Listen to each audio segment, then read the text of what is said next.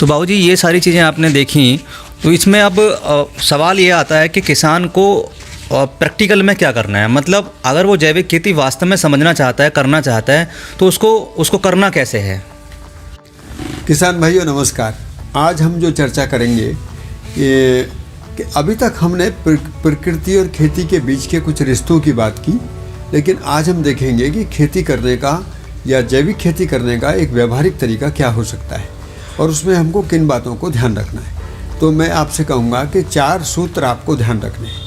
पहला सूत्र है कि धरती, पेड़ पौधे और पशु पक्षियों के साथ में हम पूरकता पूर्वक जिएं, उनके साथ कोई विरोध की मानसिकता ना रखें, क्योंकि धरती अपना खाद बनाती है, पेड़ पौधों में अपनी बीज परंपरा को बना रखने की ताकत है और पशु पक्षी अपनी वंश परंपरा में काम करते हैं। मतलब अपनी वंश परंपरा का मतलब है वो अपने से अपने संसार को बनाए रखते हैं। ऐसे में उनकी एक साझी भूमिका है, उसको हमें समझना है। जैसे अनेक चीज़ें साथ साथ पैदा होती हैं, तो अनेक चीज़ें आपको अपने खेत में लगानी है, तो उसके लिए आपको अपने खेत का एक खाका तैयार करना होगा कि हम यदि बाउंड्री पर पौधे लगाते हैं तो उसको हम बफर जोन बोलते हैं। तो बफर जोन में 3, 4, 5 प्रकार के पौधे लगाएंगे। उसके बाद में अपने अपने खेत में हम अंदर वो फसलें भी लगाएंगे जो हमारे खेत में 1 वर्ष से ज़्यादा अवधि तक पैदावार देंगी, और हो सकता है 40 साल तक पैदावार दें। वो 40-50 फुट ऊपर तक ऊंचा पेड़ हो सकता है। तो ऐसे प्रकार से अनेक वर्षों वाले पौधों को लगाएंगे और सीजनल पौधों को भी लगाएंगे।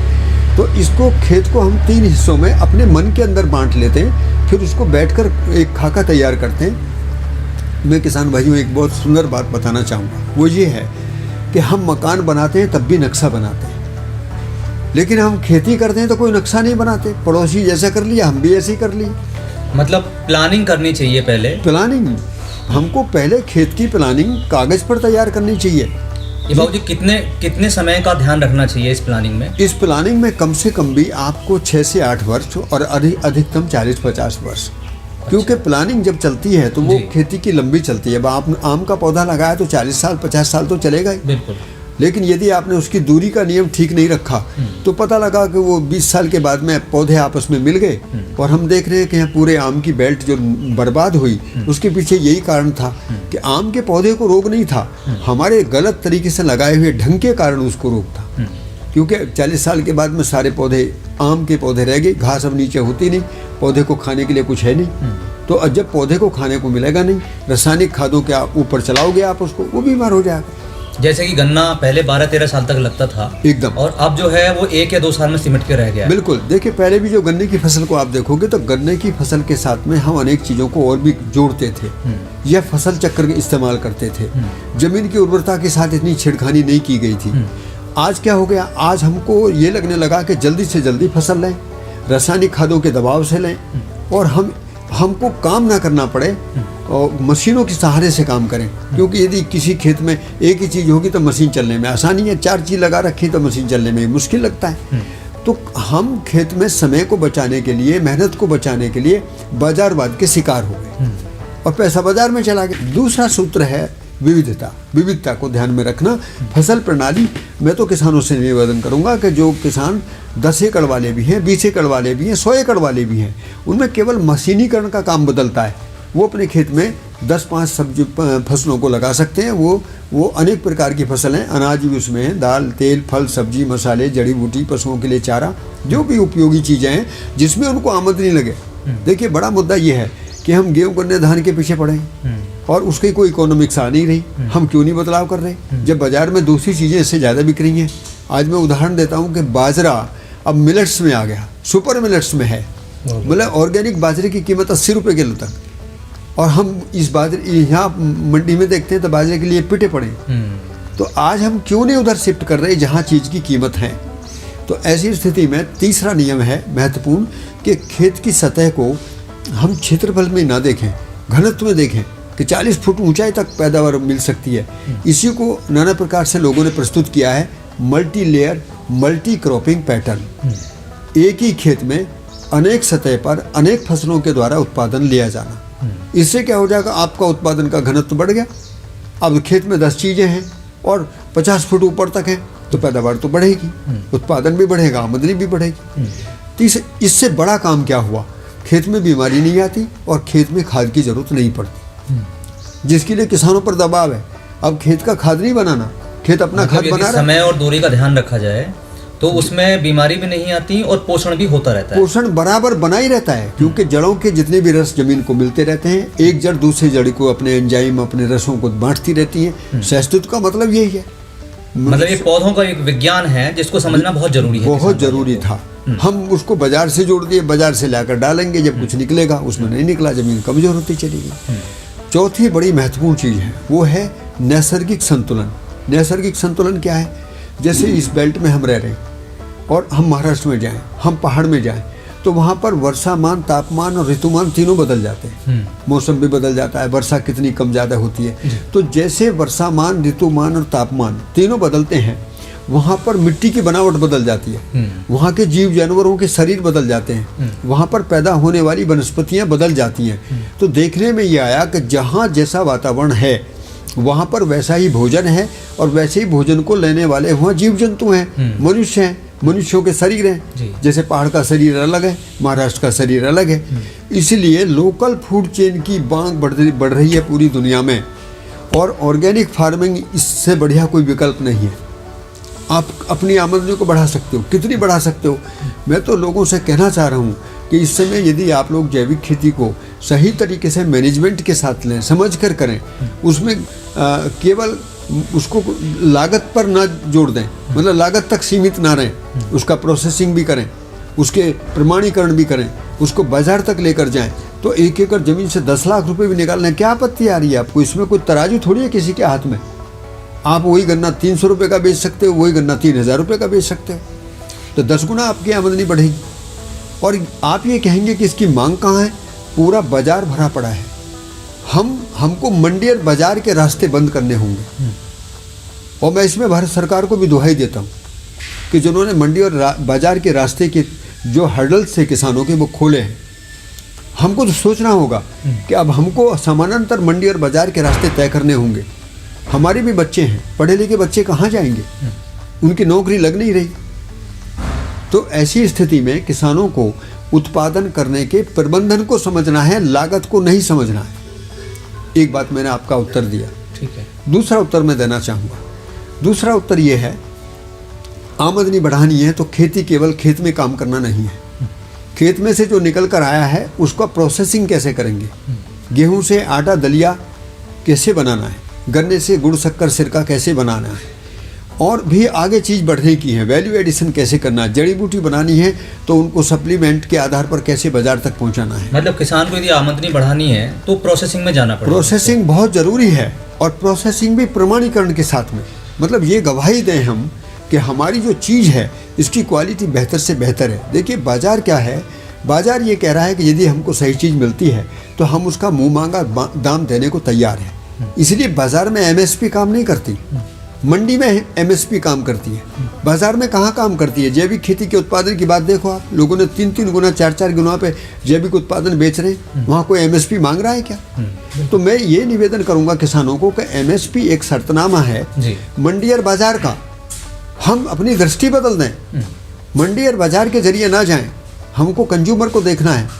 आजकल ई-नाम के जरिए मंडियों जो डिजिटल मंडी जिनको बोलते हैं उनके जरिए, जैविक खेती .com के जरिए, अमेजोन जैसी कंपनियों ने कितनी सप्लाई चेन खोल दी है।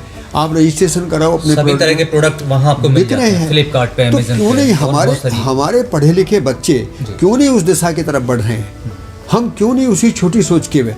देखिए मैं तो बहुत निवेदन कर रहा हूँ। मैं अब गाँव की तस्वीर को देखता हूँ तो तकलीफ होती है। गांव में ना तो कोई सामाजिकता बची है। गांव में हम खाली समय में ताश ज़्यादा खेलते हैं। गांव में हम जो 2GB जो हमको मिलता है, ये यूट्यूब देखने के लिए इंटरनेट, इसका इस्तेमाल कर रहे हैं। निकाल क्या रहे हैं हम? अपने बच्चों के लिए क्या निकाल रहे हैं? हम उसका विरोध नहीं कर रहे हैं। आप देखिए यूट्यूब पर बहुत सारी अच्छी चीज़ें आप देखिए, लेकिन क्या हम दिन में कितनी बार अपने परिवार की आमदनी बढ़ाए जाने के बारे में सोचते हैं, अपनी खेती में बदलाव करने के बारे में सोचते हैं, या हम मिलकर कैसे अपने समाज को और अपने गांव को आगे बढ़ाएं, ये सोचते हैं? तो ये जो सोच है, हमारी सोच में जो गिरावट आई है, ये बहुत बड़ी पतन का कारण है। मैं तो किसान भाइयों से इस बात के लिए निवेदन कर रहा हूँ कि खेती से बढ़िया कोई कार्यक्रम नहीं है और गांव से बढ़िया जीने के लिए कोई जगह धरती पर नहीं है। ये क्यों नहीं उनके ध्यान में आ रही। तो बाबूजी ये तो बात समझ में आई कि आमदनी बढ़ाने के लिए हमको प्रोसेसिंग में जाना होगा। तो बाबूजी प्रोसेसिंग के बाद मार्केटिंग एक बहुत बड़ा विषय है, क्योंकि किसान समझता है कि मंडी, आप बता रहे हैं कि मंडी आज जो है मतलब बाज़ार बहुत खुला हुआ है, सोशल मीडिया के थ्रू आप प्रोडक्ट बेच सकते हैं। क्या कोई और भी तरीका हो सकता है कि मार्केटिंग जो की जाए? देखिए, हमने अपने बारे में सोच कर देखा, हम शहर से बहुत दूर और यहाँ जंगल में रहते हैं। हमने देखा कि जब जैविक खेती के उत्पादन ठीक तरीके से हमने लोगों को पेश किए और हमने उनसे कहा कि ये पूरी तरीके से शुद्ध हैं, आप इनको खाएंगे तो आपके शरीर को भी इससे आराम मिलेगा, स्वस्थ रहेगा, अब खर्चा भी कम होगा। इस आधार पर ये देखने में पता लगा कि आज हमको अपने घर में बैठे बैठे हमारे सामान की बिक्री की कोई समस्या नहीं है, बल्कि गुणात्मक रूप से मांग बढ़ी है। उसको मैं 100 गुना भी कह सकता हूँ, 1000 गुना भी कह सकता हूँ कि मेरे उत्पादन की 1000 गुना भी मांग है। इसमें मुझे कोई कोताही नहीं है, लेकिन वो मांग को मैं पूरी कैसे करूं? उस मिजाज के लोग नहीं मिल रहे, किसान नहीं मिल रहे, जबकि जब हम अपनी आमदनी को बढ़ाए बैठे। अब फसल किसान क्या देख रहा है? हमारे खेत के गन्ने को देखता है तो अपने रासायनिक गन्ने की तुलना में हमारे गन्ने को देखता है। उसके गन्ना मान लिया 100 कुंटल निकल रहा है, हमारा गन्ना यदि 60 कुंटल निकल रहा है तो हमारा 60 कुंटल गन्ना हमको बहुत मोटा पैसा ईमानदारी के साथ दे रहा है, उसका 100 कुंटल गन्ना उसको पैदावार नहीं दे रहा है। वो इस बात को देख ही नहीं रहा, वो केवल उत्पादन को मात्रा बढ़ाने पर ध्यान दे रहा है। उसको उत्पादन से क्या आमदनी की जाए इस पर ध्यान नहीं जा रहा। ये हमारा निवेदन है। मतलब किसान भाइयों को समझना चाहिए कि वो उत्पादन को ना देखें, क्वांटिटी को ना देखें, वो देखें कि क्वालिटी हम कैसे पैदा कर सकते हैं एकदम, और क्वालिटी होगी जैविक खेती से। हाँ, अब आपने जो सवाल पूछा था मार्केट कैसे आएगा, मार्केट के 3 मुद्दे आप पूरे कर लीजिए, चौथा मार्केट का आपका मुद्दा पूरा है। क्या मुद्दा? क्वालिटी का उत्पादन आपके पास है, आप उसके जिम्मेदार हैं। पहली चीज क्वालिटी। दूसरा, आपके पास में उसका सर्टिफिकेशन है। सर्टिफिकेशन के लिए हम किसानों की मदद करते हैं। पूरे देश में जिन किसानों को हो वो किसी भी रीजनल काउंसिल के द्वारा जुड़े। निःशुल्क सर्टिफिकेशन भारत सरकार ने कर रखा है, कोई आपत्ति की बात नहीं। पीजीएस सर्टिफिकेशन है, किसी से पूछ सकते हैं, भारत सरकार इसमें पूरी मदद कर रही है। इसके बाद में तीसरा मुद्दा है कि हमने FSSAI ऑर्गेनिक, जैसे आपने देखा कि बोतल पर एक स्टैंडर्ड होता है, food safety standard authority of India. इसका लाइसेंस कहाँ से लेना है? आप सीधा अपने जिले स्तर पर जाइए, वहाँ पर किसी भी विभाग के अच्छे आदमी से पूछ लीजिए कि खाद्य एवं औषधि प्रशासन का कार्यालय कहाँ पर है। उस खाद्य एवं औषधि प्रशासन कार्यालय में जाएंगे, उसको लोकल भाषा में गांव में फूड इंस्पेक्टर के नाम से जानते हैं कि भाई फूड इंस्पेक्टर आ गए। तो वो जो फूड इंस्पेक्टर हैं उन्हीं को अथॉरिटी है कि वो FSSAI का लाइसेंस आपको देंगे। आप उनसे ही निवेदन करिए कि हमको ऑर्गेनिक में लेना है, तो ऑर्गेनिक में लाइसेंस लीजिए। फीस कितनी है? 100-200 रुपये की फीस है, कोई ज़्यादा बड़ी फीस नहीं। ऑनलाइन रजिस्ट्रेशन की सुविधा है।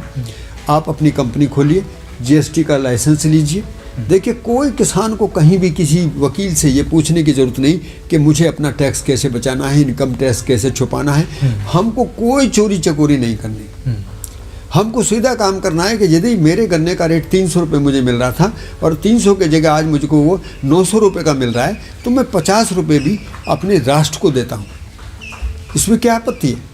मतलब वो जैविक खेती करके अच्छा गुणवत्ता वाला उत्पाद उगाए और उसको फिर देश को भी आगे बढ़ाने में मदद करे, टैक्स के रूप में। बिल्कुल मदद करे। वो खुद भी अपनी मदद कर पाएगा और देश की भी मदद कर पाएगा एकदम। और भारत सरकार ने फिर भी 12 लाख रुपए तक FSSAI में किसानों को ऑन फार्म प्रोसेसिंग करने में छूट दे रखी है। अच्छा। कि प्राइमरी स्तर पर कोई किसान या 5-10 किसान मिलकर यदि अपना प्रोसेसिंग करते हैं तो लाइसेंस की सुविधा है। GST लाइसेंस ले लें, क्वालिटी को बनाकर रखें, छोटी छोटी मशीन और ज़्यादातर हाथों का प्रयोग करते हुए, दिमाग का प्रयोग करते हुए प्रोसेसिंग इंडस्ट्री खड़ी करें। बहुत बड़ा काम नहीं है। और अब तो एक बहुत बड़ा अवसर खोलने जा रही है सरकार, वो है फार्मर प्रोड्यूसर कंपनी।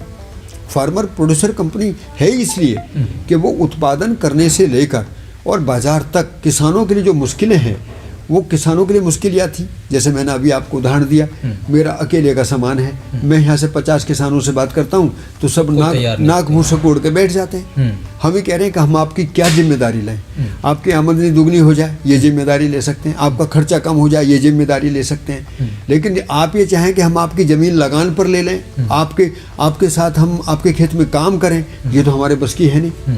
तो आप समझ लो, समझने के लिए हम हर महीने हर रविवार को, अब तो हमने हर रविवार को कर दिया है कि हर रविवार को 10 बजे तक लोग आ जाएं और 2 बजे तक हम उसका निःशुल्क प्रशिक्षण करते हैं।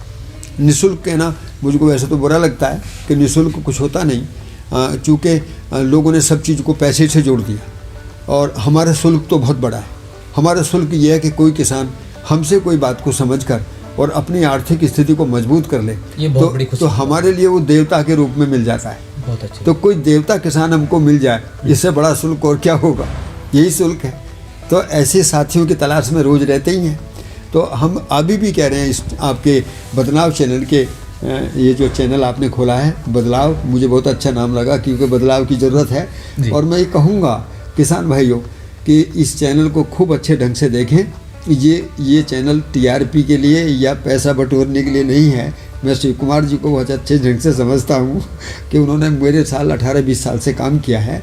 उनकी प्रवृत्ति ये है कि जब किसानों के बीच में जाते हैं और सरकारी नौकरी होते हुए भी कई बार वो देखते हैं कि किसानों के साथ तो पीड़ा है, तो हम अपने अतिरिक्त समय को कैसे किसानों के साथ लगा दें। हम तो नौकरी भी बैठे करते रहेंगे तो कोई आपत्ति नहीं, लेकिन मेरे पास जो समय बचा उसको मैं किसानों के लिए कैसे लगाऊं। तो मैं इनका साधुवाद करते हुए आपको ये बताना चाहूँगा कि प्रत्येक रविवार को आप 10 बजे आ जाएं, 2 बजे तक सारी बातों को समझें, फिर किसानों को कैसे अपने खेत में खेती करनी है, कैसे सर्टिफिकेट मिलना है, कैसे प्रोसेसिंग करनी है, कैसे मार्केटिंग करना है। और एक किसान को नहीं साथियों, मैं आपको विश्वास दिलाता हूँ, आज पूरा का पूरा गांव इकट्ठा होकर आ जाओ, मैं हिम्मत रखता हूँ कि आपके सामान को सही स्टैंडर्ड पर, सही कीमत पर, सही जगह बिकवाने के लिए हम तैयार हैं। हम लोगों की यही तो भूमिका है, लेकिन हम ठेकेदार नहीं है। ये गलती कोई ना कर बैठे कि आप कुछ भी करते रहेंगे और हम आपके बारे में आपके लिए कुछ मदद करते रहेंगे, ये हमारे भी बस की नहीं है। आप हमसे अच्छे हो जाओ, ये हमारी जिम्मेदारी है। बहुत अच्छे विचार बाबू जी। मैं बस लास्ट में आपसे पूछना चाहता हूँ कि किसानों के लिए क्या संदेश देना चाहेंगे शॉर्ट में, जिससे कि वो इस तरफ प्रेरित हो जाएं, मोटिवेट हो जाएं और इन चीज़ों को सीखें और खेती को एक व्यवसाय के रूप में अपनाएं। किसान भाइयों, ये बहुत अच्छा सवाल है और मेरे मन का सवाल है, क्योंकि मुझे भी बराबर ये पीड़ा है कि भारत सरकार भी चाह रही है, जैविक खेती की बात हो रही है, कार्यक्रम चल रहे हैं और मेरे किसान भाई तो वहीं खड़े हैं। तो मैं किसान भाइयों से कुछ मुद्दों की अपील करना चाहूँगा। पहली अपील है कि खेती समझ से होगी, शिक्षित लोगों के द्वारा होगी, ये लागत से नहीं होगी।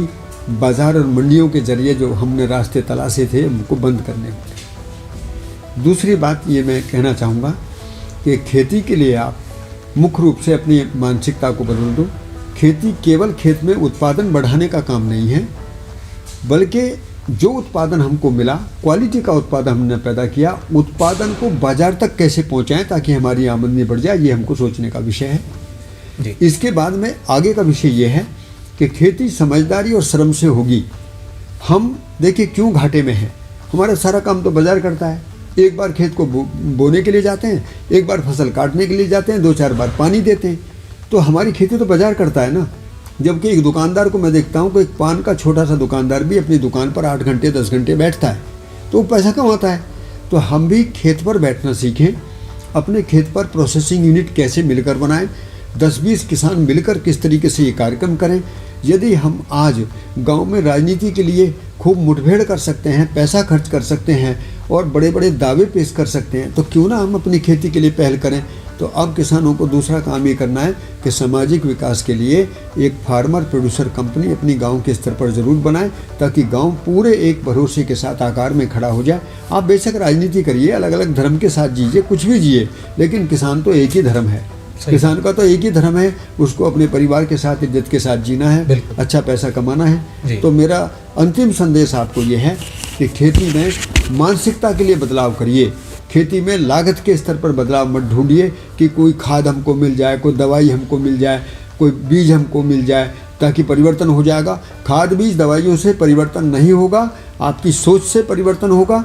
और सोच का मतलब है कि उत्पादन से लेकर बाजार के रास्ते हमको तलाशने होंगे। खेती परिवार का काम है, समझदारी का काम है और हम पार पा जाएंगे पूरी तरीके से, मैं इसका प्रमाण हूँ। और मैं जिम्मेदारी पूर्वक आपके साथ बात कर रहा हूँ। जिन लोगों को मेरे साथ जीना है वो मेरे परिवार में आए, उनका स्वागत है और इसके लिए उनको कोई खर्च नहीं करना है। कोई भी उनको चिंता नहीं करनी है, वो आप ठीक ठाक ढंग से समझेंगे और जब आप समझकर खेत में उतरेंगे तब तक हम आप